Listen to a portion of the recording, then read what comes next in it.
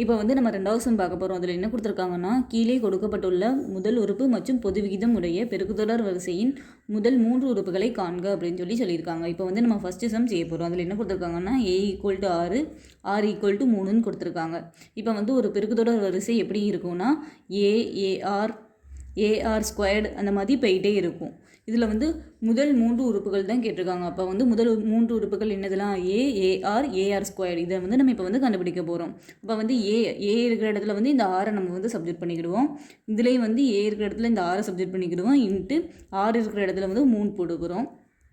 அதே இது அடுத்ததுலேயும் ஏ இருக்கிற இடத்துல வந்து 6 போட்டுக்கிறோம். இன்ட்டு இந்த 6 இருக்கிற இடத்துல வந்து இந்த 3 போட்டுக்கிறோம். இந்த ஸ்கொயர்டாக அதனால் இதுலேயும் ஸ்கொயர் போட்டுக்கிறோம். முதல் 3 உறுப்புகள் தான் கேட்டிருக்காங்க. அதனால் நம்ம முதல் 3 உறுப்புகளை கண்டுபிடிச்சா போதும். இப்போ வந்து 6 3 18. அடுத்ததில் 6 இன்ட்டு 3க்கு ஸ்கொயர் போட்டிருக்கோம். அப்போ வந்து 3 இன்ட்டு 3. அப்போ வந்து 3 9. நம்ம அடுத்த ஸ்டெப்பில் என்ன ஆகும்னா, இந்த 6 அப்படியே இருக்கும், இந்த 18 அப்படியே இருக்கும். 6 9 54. அப்போ வந்து முதல் 3 உறுப்புகளை நம்ம வந்து கண்டுபிடிச்சிட்டோம். இப்போ வந்து ரெண்டாவது சம் பண்ண போகிறோம். ரெண்டாவது சம்மில் என்ன கொடுத்துருக்காங்க, a = √2, r = √2ன்னு கொடுத்துருக்காங்க. இதுலேயும் வந்து முதல் 3 உறுப்புகளை கண்டுபிடிச்சா போதும். அப்போ வந்து ar ஸ்கொயர்டை வந்து நம்ம கண்டுபிடிக்கணும். இப்போ வந்து a இருக்கிற இடத்துல வந்து √2 போட்டுட்டோம். இங்கேயும் a இருக்கிற இடத்துல வந்து √2 போட்டுட்டோம். r இருக்கிற இடத்துலையும் வந்து √2. இங்கேயும் a இருக்கிற இடத்துல வந்து √2. இங்கே r ஸ்கொயர்டுன்னு இருக்குது. அப்போ வந்து r இருக்கிற இடத்துல வந்து √2 போட்டுட்டோம். அதுக்கு வந்து ஸ்கொயர் ஹோல் ஸ்கொயர். அப்போ வந்து இந்த √2 அப்படி தான் இருக்கும். √2 பெருக்குனா நமக்கு வந்து 2ன்னு கிடச்சிரும். இங்கே இந்த √2 அப்படியே இருக்குது. இதுக்கு வந்து ஹோல் ஸ்கொயர்டாக. அப்போ வந்து √2 இன்ட்டு √2.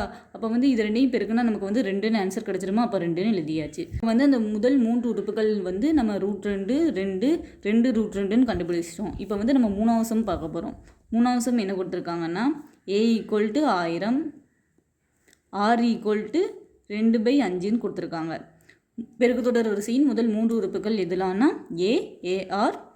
ar square. அப்போ வந்து இதில் a இருக்கிற இடத்துல வந்து நம்ம 1000 போட்டுக்கிறோம்.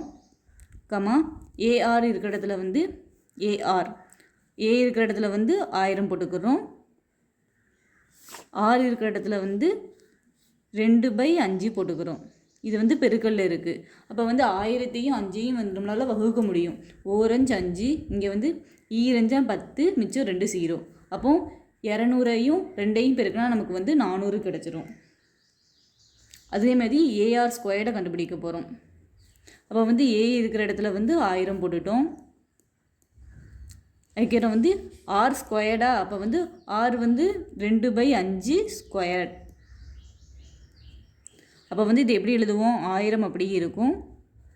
2/5 ஸ்கொயர்டாக. அப்போ வந்து 2 வாட்டி 2/5 போடுவோம். அப்போ வந்து 1000ஐ 5ஆல் ஃபஸ்ட்டு வகுக்க போகிறோம். 4 5 5, 2 5 10, 2 0. அடுத்தது இதுவும் 4 5 5, இதையும் வகுக்கலாம். 4 5 20, மிச்சம் 0. அப்போ வந்து 40 இன்ட்டு 2 வந்து 80 கிடைக்கும். 80 இன்ட்டு 2 வந்து 160 கிடைக்கும். அப்போ வந்து a வந்து 1000, ar வந்து 400ன்னு கண்டுபிடிச்சிருக்கோம். ar ஸ்கொயர்டு வந்து 160ன்னு கண்டுபிடிச்சிருக்கோம். அப்போ வந்து அந்த முதல் 3 உறுப்புகள் இதுதான். இப்போ வந்து இந்த 3 சம்லேயுமே முதல் 3 உறுப்புகளை கண்டுபிடிச்சிட்டோம். இதோட இந்த சம் அவ்வளோதான்.